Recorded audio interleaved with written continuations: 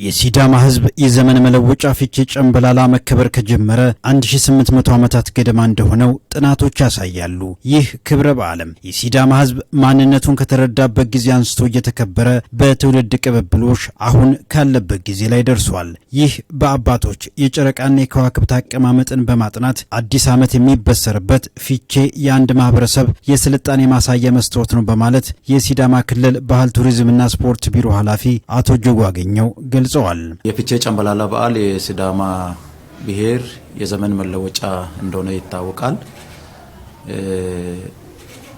በዓለም ውስጥ ስልጣኔ ከሚለኩባቸው መስፈርቶች መካከል የጊዜን ቀመር፣ ጊዜ መቁጠር፣ ጊዜን መለካት፣ በጊዜ ውስጥ ማቀድ፣ በጊዜ ውስጥ መኖር የአንድ ማህበረሰብ የስልጣኔ መነሻ እንደሆነም ይታወቃል።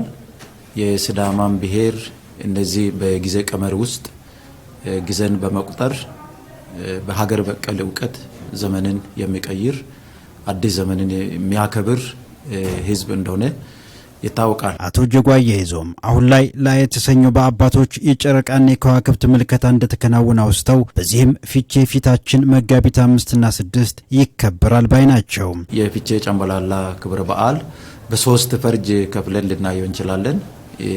የፊቼ ቅድመ ዝግጅት አለ። ራሱ ፊቼ የሚውልበት ዕለትና ፊቼ ፍሎ የተሰኘ ወይም ድህረ ፊቼ በነዛ በሶስት ምዕራፎች ይከፈላል።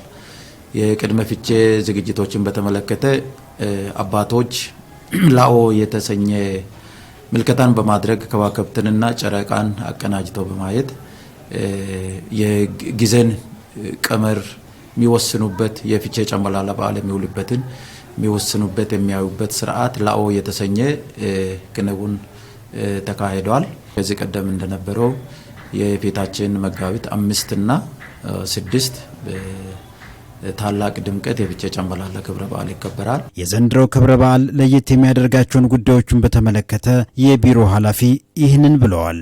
ለየት የሚያደርገውም ዘንድሮ እንደሚታወቀው ሐዋሳ ተሞሽራ ተውባ ከቅርብ ሳምንታት በፊት ክቡር ጠቅላይ ሚኒስትራችን ጥሪ ሲያቀርቡ እንደነበሩት በጣም ተውባ ነው። ከመቼውም ጊዜ ይልቅ አምሮባት እንግዶቿን ለመቀበል እየተዘጋጀች ነው። ሐዋሳ በኮሪደር ልማቱ ከዚህ ቀደምም የቱሪዝምና የአገልግሎት ማዕከል የነበረች የፍቅርና የሰላም ደሴት የነበረች ከተማ አሁን ደግሞ በበለጠ አምሮባት በዚህ ክብረ በዓል ምክንያትም ጎብኚዎች ወደዚህ የሚፈሱባት ቱሪስቶች የሚመጡባት እድል ነው ያገኘችው። በዓሉን ለማክበር የሚያስችሉ ቅድመ ዝግጅቶች ተጠናቀዋል ያሉት የቢሮ ኃላፊ በዚህም ፊቼ ከሌሎች ኢትዮጵያን ወንድሞች ጋር በደማቁ እናከብረዋለን ይላሉ። በአሁኑ ሰዓት ቅድመ ዝግጅት ስራዎች ተጠናቋል። ከተለያዩ ከወንድም ህዝቦች ጋር በጋራ ለማክበር ከተለያዩ ክልሎች ወንድም ህዝቦች ጋር በዓሉን ለማክበር ጥሪ ተደርጓል። ሲዳማም እንደሚታወቀው እንግዳ ተቀባይ ህዝብ ነው። ዳኤ ቡሹ ብሎ የሚቀበል ህዝብ እንደመሆኑ መጠን ዳኤ ቡሹ ብሎ እንግዶቹን ለመቀበል በዝግጅት ላይ ነው የሚገኘው። እነዚህ ስራዎች በጥልቀት የተሰሩ ናቸው።